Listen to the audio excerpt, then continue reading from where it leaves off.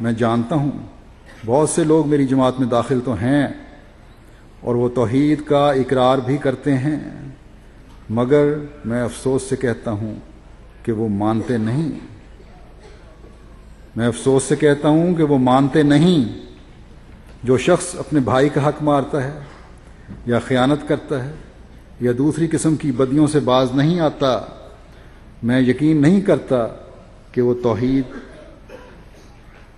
کو ماننے والا ہے، کیونکہ یہ ایک ایسی نعمت ہے کہ اس کو پاتے ہی انسان میں ایک خارق عادت تبدیلی پیدا ہو جاتی ہے، ایک ایسی واضح تبدیلی پیدا ہو جاتی ہے کہ جس کی مثال کوئی نہیں ہوتی اگر سچی توحید کا دل میں کو قائم کر لے انسان۔ فرمایا اس میں بغض، کینہ، حسد، ریا وغیرہ کے بت نہیں رہتے اور خدا تعالیٰ سے اس کا قرب ہوتا ہے۔ پھر فرماتے ہیں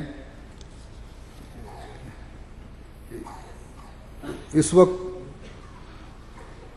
وہ سچا معاہد بنتا ہے جب یہ اندرونی بت، تکبر، خود پسندی، ریاکاری، کینہ اور عداوت، حسد اور بخل، نفاق و بدعہدی وغیرہ کے دور ہو جائیں۔ جب تک یہ بت اندر ہی ہیں اس وقت تک لا الہ الا اللہ کہنے میں کیوں کر سچا ٹھہر سکتا ہے؟ بس دیکھیں، بے شک ہم لا الہ الا اللہ پر یقین رکھتے ہیں، لیکن حضرت مسیح موعود علیہ الصلوۃ والسلام جس گہرائی میں ہمیں سمجھا رہے ہیں وہ لا الہ الا اللہ ہم میں سے کتنے کو دلوں میں ہے؟ کیا ہمارے دل تکبر سے پاک ہیں، یا ہم اپنی ذاتی اناؤں اور عزت کے نام پر ذرا ذرا سی بات پر غصے میں آ جاتے ہیں اور تکبر کا اظہار کرتے ہیں؟ کیا ہمارے دل خود پسندی سے پاک ہیں، یا اپنی ذات کو ہی دوسروں پر فوقیت اور اہمیت ہم دیتے چلے جاتے ہیں؟ ہم ہر وقت یہی سوچتے ہیں کہ ہماری تعریفیں کی جائیں، ہماری پروجیکشن کی جائے، ہم ہی زیادہ اٹھایا جائے، اور اگر یہ نہیں تو ہمارے جذبات مجروح ہوتے ہیں۔ یہ جذبات مجروح ہونے سے خود پسندیاں بڑھتی ہیں، خود پسندی کا جو اظہار ہے وہ بڑھتا ہے، یا دل میں جو خواہش پیدا ہوتی ہے وہ بڑھتی چلی جاتی ہے۔ کیا ہمارے دل کینہ و عداوت سے پاک ہیں، یا ذرا ذرا سی بات پر دل میں ہم کینہ رکھتے ہیں، اپنی رنجشوں کو بڑھاتے چلے جاتے ہیں؟ کیا ہم حسد سے پاک ہیں، یا دوسروں کی ترقی دیکھ کر ہمارے اندر رشک کے جذبات کے بجائے حسد کے جذبات ابھرتے ہیں اور ہم اسے نقصان پہنچانے کی کوشش کرتے ہیں؟ کیا ہم بخل سے پاک ہیں، یا اللہ تعالیٰ کی خاطر قربانی کرتے ہوئے ہمارے ہاتھ رک جاتے ہیں؟ اپنی ذاتی خواہشات کی تکمیل تو کرتے رہتے ہیں، لیکن اللہ تعالیٰ کی خاطر قربانی کرنے پڑے تو رک جاتے ہیں۔ بہت سے ہیں اللہ تعالیٰ کے فضل سے جماعت میں جو اس قسم کا بخل نہیں دکھاتے، بلکہ بڑے کھلے دل کے ہیں، قربانیاں کرتے چلے جاتے ہیں۔ لیکن ایسے بھی ہیں جو خود اپنے جائزے لیں کہ کیا وہ بخل سے پاک ہیں۔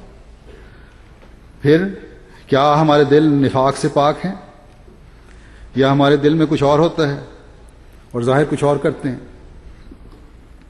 ایک احمدی کا دل صرف جماعتی معاملات میں نہیں بلکہ ذاتی معاملات میں بھی نفاق سے پاک ہونا چاہیے۔ جو بات وہ کہے سچی کہے، کھری کہے، لیکن اس کے ساتھ ہی دوسرے کے جذبات کا بھی خیال رکھے۔ نفاق کا یہ ہے کہ دل میں کوئی رنجشیں بھری ہوئی ہوں، ظاہری طور پر کچھ اور کیا جائے، اور اس رنجشوں کی وجہ سے پھر حسد کا جذبہ مزید ابھرتا ہے اور نقصان پہنچاتا چلا جاتا ہے انسان کو، خود اپنے آپ کو نقصان پہنچا رہا ہوتا ہے۔ کیا ہم اپنے سارے عہد پورے کرنے والے ہیں یا کچھ پر عمل کیا اور کچھ پر نہیں کیا؟ اگر اپنے عہد پورے کرنے والے ہیں تو پھر توحید کو اپنے دلوں میں قائم رکھنے کے لیے یقیناً ہم نے کوشش کی ہے. پھر اپنے عہد کو پورا کرنے والے اگر ہیں، توحید کو قیام کے لیے کوشش کر رہے ہیں، تو پھر یقیناً نمازوں کی حفاظت کرنے والے بھی ہم ہوں گے. اور نمازوں کی حفاظت مردوں کے لیے قیام نماز کی کوشش کرتے ہوئے ہوتی ہے، باجماعت نمازوں کی ادائیگی کی صورت میں ہوتی ہے. ہمیں یاد رکھنا چاہیے کہ لا الہ الا اللہ بھی ایک عہد ہے کہ خدا تعالیٰ کے سوا کوئی معبود نہیں، اور معبود کی عبادت کی جاتی ہے. اور یہ عبادت کا طریق بھی ہمیں خدا تعالیٰ نے سکھایا ہے. اس طرح حقوق العباد کی ادائیگی کا عہد ہے، اور ان دونوں باتوں پر عمل کرنے کا عہد ہم نے اس زمانے میں حضرت مسیح موعود علیہ الصلوۃ والسلام کی بیعت میں آ کر کیا ہے.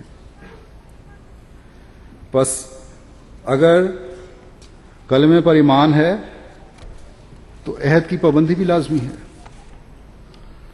نماز کی اہمیت کے بارے میں حضرت مسیح موعود علیہ الصلوۃ والسلام فرماتے ہیں کہ نماز کی پابندی کے لیے بار بار قرآن شریف میں کہا گیا ہے. پھر آپ نے فرمایا اصل بات یہ ہے کہ نماز اللہ تعالیٰ کے حضور ایک سوال ہے کہ اللہ تعالیٰ ہر قسم کی بدیوں اور بدکاریوں سے محفوظ کر دے. انسان درد اور فرقت میں پڑا ہوا ہے اور چاہتا ہے کہ خدا تعالیٰ کا قرب اسے حاصل ہو. اس کے لیے صحیح کرنا ضروری امر ہے. وہ اندر جو گناہوں سے بھرا ہوا ہے اور جو خدا تعالیٰ کی مصروفیت اور قرب سے دور جا پڑا ہے، اسے پاک کرنے اور دور سے قریب کرنے کے لیے نماز ہے. اس ذریعے سے ان بدیوں کو بھی دور کیا جاتا ہے اور اس کے بجائے پاک جذبات بھر دیے جاتے ہیں. اور نماز کس طرح کی پڑھنی چاہیے؟ جو خدا تعالیٰ کے قریب کرتی ہے، بدیوں سے پاک کرتی ہے، لا الہ الا اللہ پر یقین کامل کرتی ہے.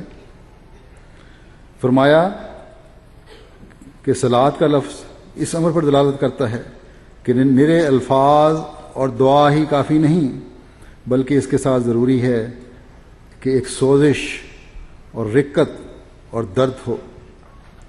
بس یہ نمازیں ہیں جو ایک احمدی کو پڑھنے کی کوشش کرنی چاہیے. اور اگر نوجوانی کی عمر میں ہم نے اس جڑ کو پکڑ لیا، اس اصول کو پکڑ لیا، تو انشاءاللہ تعالی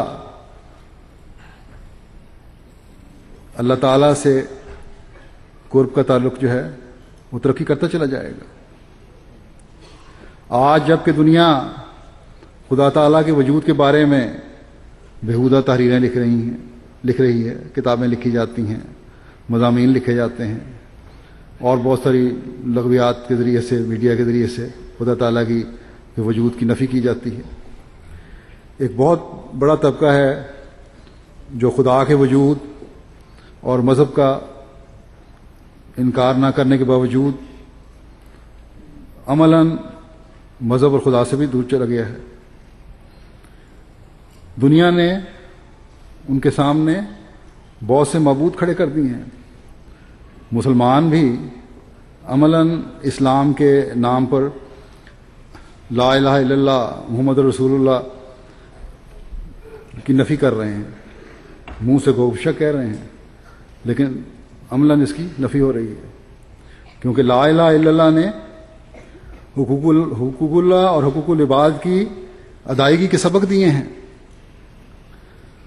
محمد رسول اللہ نے اس کی عملی تصویر ہمارے سامنے پیش فرمائی ہے.